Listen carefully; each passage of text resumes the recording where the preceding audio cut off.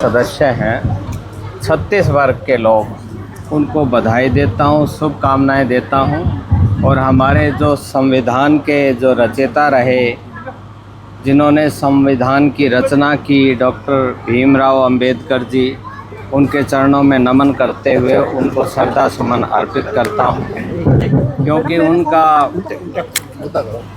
जो प्रयास रहा, जब संविधान की संरचना की गई, संविधान को जो ड्राफ्ट तैयार किया गया और फाइनल किया गया, उसमें उनका मुख्य यही था कि इस देश के अंदर सामाजिक समानता हो, समरसता हो, समता हो और हर वर्ग को बराबरी का अधिकार हो। हर वर्ग के बच्चों को शिक्षा के क्षेत्र में, दूसरे अन्य क्षेत्रों में बराबरी का मौका मिले, पढ़ लिख करके वो आगे आएँ। जो बहुत गरीब थे, शोषित थे, उनका कैसे हम आने वाले समय में उनका उत्थान हो, उनके कल्याण की योजनाएं हो।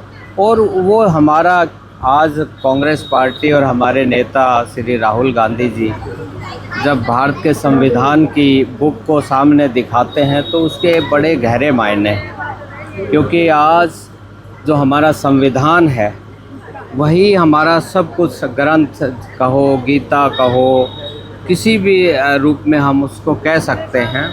उसके अंदर जो हमारी आज़ादी है, right to equality, right to education, या जो भी बातें हम कहें, वो हमें सभी प्रकार के जो भारतीय नागरिक है उसको बराबर का हक देता है।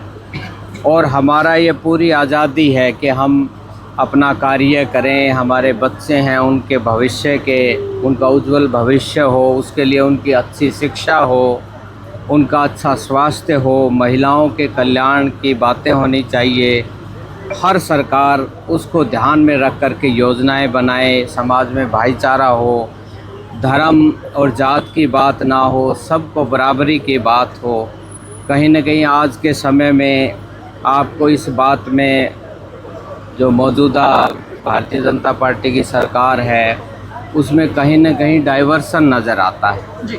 इसीलिए अभी कांग्रेस पार्टी का अधिवेशन हुआ अहमदाबाद में, वहाँ हर वर्ग की बात की गई, हमारे नेताओं ने सारी बातें रखी और उसमें यही था कि हर नागरिक को समानता का अधिकार हो, चाहे हमारे किसान भाई हैं, चाहे हमारे अनुसूचित और पिछड़े वर्ग के लोग हैं, हमारे युवाओं को रोज़गार की बात है, या हमारे महिलाओं के कल्याण की बात है, छोटे व्यापारियों की बात है, सभी के हित की बात होनी चाहिए।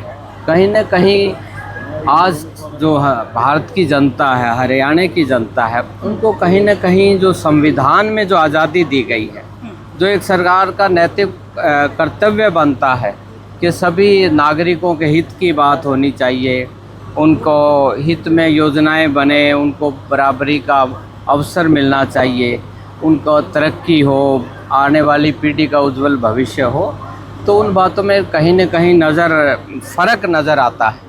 तो इन बातों को लेकर के कांग्रेस पार्टी का, हमारे कांग्रेस के नेताओं का यही प्रयास रहता है कि संविधान जो हमारा है वो सर्वोपरि है।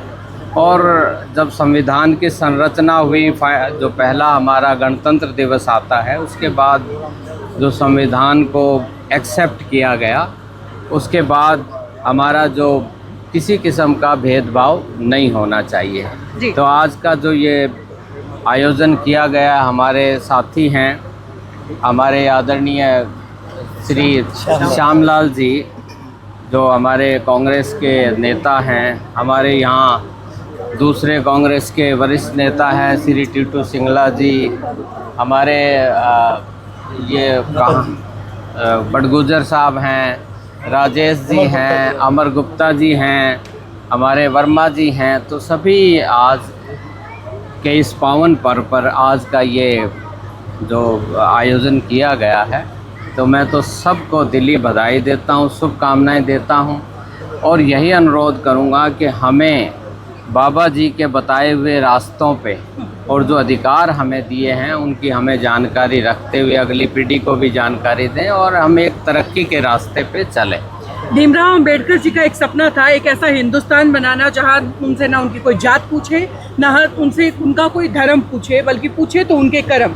लेकिन आजकल हिंदुस्तान में उल्टी गंगा बह रही है, यहाँ सनातन धर्म की गंगा बहाई जा रही है, ये हिंदू राष्ट्र बनाए जाने की बातें जो है सामने आती है। तो इस पर क्या कहना चाहेंगे, जिन्होंने हमारा संविधान लिखा, संविधान की आत्मा उसे दी, उसके बिल्कुल विचारों के उलट जो है आज का हिंदुस्तान बनाने की कोशिश की जा रही है। देखिए, यही अभी मैंने जो अहमदाबाद के कांग्रेस का जो अधिवेशन हुआ जी, उसकी बात आपको कही, उसमें यही बातें कही गई हैं, सभी नेताओं ने यही बातें रखी हैं कि हमें जात पात के आधार पे, धर्म के आधार पे समाज को बांटने की कोशिश ना की जाए जी, क्योंकि सभी we are living in a secular country, तो उसको बड़ा हमें ध्यान रखने की बात है। हमें पहले सामाजिक समरसता की बात होनी चाहिए जी। कहीं भी कोई इलाका, कोई प्रदेश और देश में तरक्की तभी होती है जब आपस का भाईचारा होता है, और वो हमारे संविधान में डॉक्टर भीमराव अंबेडकर जी ने उसको जो आर्टिकल उसमें रखा गया है कि सबको सामाजिक समानता का अधिकार है। तो कहीं ना कहीं बीजेपी का ये प्रयास रहता है कि जात पात की राजनीति हो, धर्म की राजनीति हो, बात को अब मंदिर में तो कांग्रेस के भी नेता लोग, कार्यकर्ता या जो कांग्रेस जन हैं या हमारे आम लोग हैं, जब सुबह घर से जाते हैं, मंदिर में भी जाते हैं, भगवान का नाम लेते हैं, अपने घर में पूजा भी करते हैं जी। लेकिन इनका क्या होता है कि इनका जब मंदिर जाएंगे या घर में पूजा करेंगे या कोई पर्व आता है तो उस पर दिखावा करने की कोशिश होती है। दिखावा करने से हमारा जो सामाजिक ताना बाना है उस पे इन चीज़ों का असर पड़ता है, और हमारा प्रयास ये होना चाहिए भाई सकारात्मक संदेश जाना चाहिए समाज के अंदर।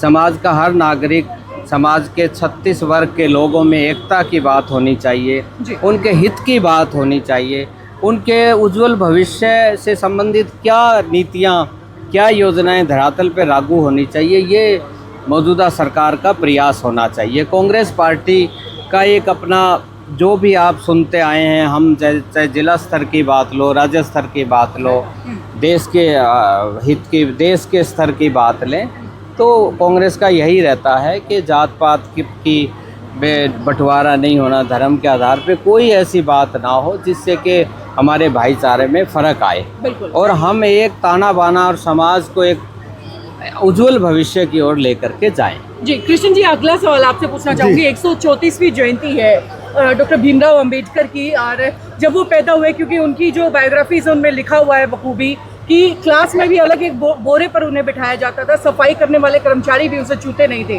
हालांकि उस सिचुएशन से हिंदुस्तान की जनता बहुत उभर चुकी है, बहुत आगे हम आ चुके हैं, एक थाली में एक प्लेट में बैठ कर के खाना खाते हैं, फिर भी कहीं ना कहीं जातिवाद का, धर्मवाद का जहर लोगों के अंदर है। क्या लगता है कि कितने साल और लगेंगे अभी इससे उभरने में? नहीं, मैं बाबा साहब की किताब पढ़ रहा था जी। उस किताब में मैंने देखा कि बाबा साहब क्लासरूम के बाहर गेट पे बैठ के पढ़ते थे जी। गेट के बाहर पढ़ के उनको इस चीज़ का कोई महसूस नहीं होता था। उनकी एक ही सोच थी कि हमें पढ़ना है, और जनता को भी उन लोगों का उनका एक ही संदेश था कि आप पढ़ोगे तो आगे बढ़ोगे जी, अगर नहीं पढ़ोगे तो यहीं रह जाओगे। बाबा साहब ने दलित का, अछूतों का, जो ये लोग भ्रामक प्रचार होता था जी, इसके लिए ही संघर्ष किया, और बाबा साहब ने इसका उत्थान किया और हमारे संविधान का निर्माण किया। आज हम उस स्थिति में हैं कि हम सब एक साथ रहते हैं, इकट्ठे बैठते हैं, सबको बराबरी का अधिकार है, ये बाबा साहब की देन। सर, जो श्यामलाल जी हैं, उन्होंने गरीब बच्चों के लिए निःशुल्क लाइब्रेरी की यहाँ पर स्थापना की, उसको लेकर क्या कहें? वो बधाई के पात्र हैं। इससे बढ़िया काम कोई नहीं हो सकता। श्यामलाल जी सरवटे जी ने एक ऐसा काम शुरू किया है जो हमारे शहर के लिए, हमारे प्रदेश के लिए, हमारे सभी गरीब और अमीर बच्चों के लिए बैकग्राउंड, हमारी हिस्ट्री है, बाबा साहब का जो भी हमारा संदेश है, ये जन जन तक पहुँचाने का काम इन्होंने किया है। इसके लिए मैं इनका बहुत ही आभारी हूँ, और आप लोगों से भी कहूँगा कि आप सरवटे जी का सहयोग करें। इसमें जितना योगदान करेंगे हमारी जनता उतनी ही आगे बढ़ेगी। आपके विचार नहीं पहुँच पाते, क्या कहना चाहेंगे? आप विचार नहीं पहुँच, लोकसभा में लोगों ने मान लिया इस बात को कि अंबेडकर अंबेडकर अंबेडकर कहते रहते हो, भगवान से बड़ा नाम अंबेडकर का हो गया। ये सिद्ध कर दिया उन्होंने, खुद ही सिद्ध कर दिया, कोई कहने की जरूरत नहीं है, और उस लोकसभा में कर दिया जहाँ पर बाबा साहब का ये विराजमान है वहाँ पर। और एक चीज़ और मैं आपको बताऊँ, जब हमारे नेताजी संविधान की बात करते हैं तो यूं करते हैं, और जब ये संविधान की बात करते हैं तो यूं करते हैं। अब इससे आप आइडिया लगा लीजिए कि फिलॉसफी क्या है इन लोगों की। अब यदि आपने ये वाली बात कही कि वहाँ बाबा साहब का चित्र नहीं लगा, बहुत दुर्भाग्यपूर्ण है, बहुत दुर्भाग्यपूर्ण है, बहुत दुर्भाग्यपूर्ण है। श्यामलाल जी, जो आज आपने लाइब्रेरी का यहाँ शुभारंभ कर रहे हैं, उसके बारे में क्या कहेंगे? ये जो हम आज लाइब्रेरी का साहब के हाथों उद्घाटन करवा रहे हैं, ये आपको देखने में छोटी लगेगी, लेकिन इसका व्यापक स्कोप है। और जो बच्चे जिन्होंने अपने टारगेट फिक्स कर लिया आगे बढ़ने के लिए, उनके लिए ये बहुत बड़ा स्टडी का केंद्र बनने जा रहा है। यहाँ पर हमने जो बच्चे IAS की तैयारी करने जा रहे हैं उनके लिए बुक्स रखी है, जो बच्चे MBBS की तैयारी करना चाह रहे हैं उनके लिए बुक्स रखी है, जो बच्चे BDS बनना चाह रहे हैं, जो बच्चा जो करना चाह रहा है, किसी भी कंपटीशन की तैयारी करना चाह रहा है, वो सब पुस्तकें यहाँ पर है। इसके अलावा जो हमारे बच्चे गरीब हो अमीर हो, irrespective of caste, irrespective of religion, जो बच्चा 10वीं में टॉप करेगा हमारे क्षेत्र में, जो ग्रेजुएशन में टॉप करेगा, वो हम यहाँ उस बच्चे को बुला करके कंप्यूटर भेंट करेंगे। इसके अलावा जो बच्चा जिसको नहीं मिल पा रही है, हम लोगों ने बनाई है, एक लिस्ट बनाई है कि क्षेत्र वाइज हमने 2-2 लोग सबको लिया है। सर, ये मेरी चुनाव के दौरान मेरी ये घोषणा थी कि भले ही सरकार मेरी मदद ना करे, भले ही मेरे साथी मेरी मदद ना करे, लेकिन बाबा साहब का मिशन मेरी मदद करेगा, उसको जानने वाले लोग मेरी मदद करेंगे। इसलिए हमने ये लाइब्रेरी का जो प्रारूप है ये तैयार किया, और इसमें आप खुश हो जाएंगे। जो धार्मिक आदमी अपने आप को कहते हैं ना, वो धार्मिक हमसे ज़्यादा धार्मिक नहीं है। आप देखना इस लाइब्रेरी को, यहाँ जितनी दुनिया में रामायण छपी वो सारी यहाँ उपलब्ध है। कोई बता दे अपने आप को हिंदू कहने वाला कि रामायण उसके यहाँ घर में उपलब्ध है, सब की सब। चाहे मोदी जी हो, चाहे अपने शाह जी हो, चाहे नड्डा जी हो, चाहे RSS के प्रमुख हो, मुझे सिर्फ 4 रामायण उनके घर में दिखा दीजिए, 4। और यहाँ पर आपको असली वाल्मीकि रामायण उपलब्ध है यहाँ पर। लाइब्रेरी खोलने का विचार सबसे पहले आपके मन में कब आया था? जी, ये ऐसा है कि मैं अपने समाज के लोगों के बीच में गया, तो वहाँ जा कर के मैंने 10वीं पास के एक बच्चे से पूछा कि बेटा आप क्या करना चाह रहे हैं, आपका भविष्य में क्या विचार है? कहता जी आगे पढ़ना है।